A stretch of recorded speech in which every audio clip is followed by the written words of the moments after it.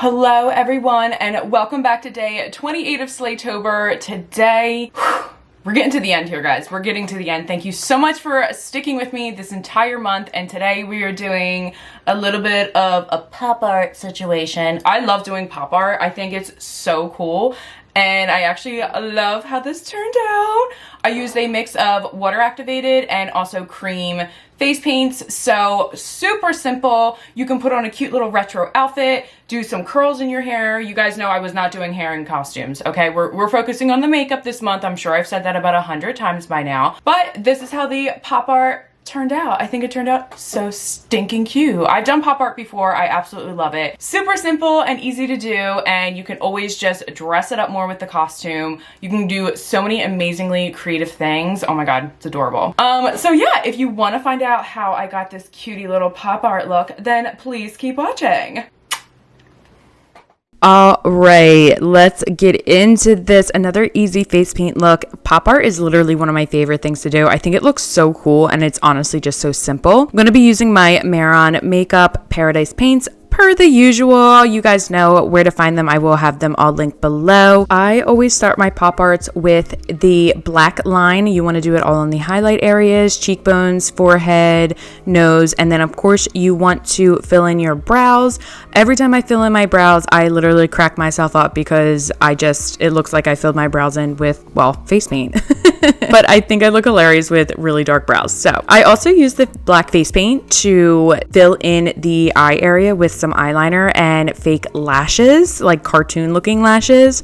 And then I went to the lips and filled them in with a pink shade of my face paint. I started off with a special effects cream, like dark blue from NYX Cosmetics, but it was too dark for me and it wasn't popping enough. So I went to my Makeup Forever Flash palette and I used the teal shade from that, and it literally popped right off. So I was like, yeah, we're definitely using this shade. So I used the teal shade for some tears coming down from my eyes. And if you're going to be getting into special effects, the Flash palette honestly is amazing. You can even create foundation from the Flash palette by mixing all of the shades together. It's really just a great palette to have. I had mine for years and I use it strictly for special effects, but you can literally use it for anything. Just be careful, these are very creamy, so they kind of melt down really quick when it comes to heat. And for the highlight of the tears, I also use the Flash palette because you can't go back over top of them with water activated face paint. So you're going to have to use cream on cream.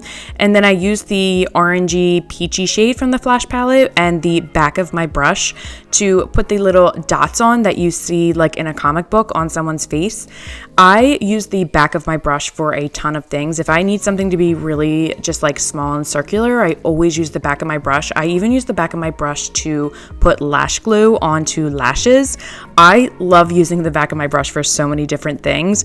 It's just, they're easier to clean off and you don't have to like use Q-tips and it won't absorb any product. So little tidbit, you can absolutely use the back of your brush for a lot of different things actually. And then after I did the tears and everything, I was like, the pink on my lips isn't really popping off like I want. So I'm going to go back in with a deeper red.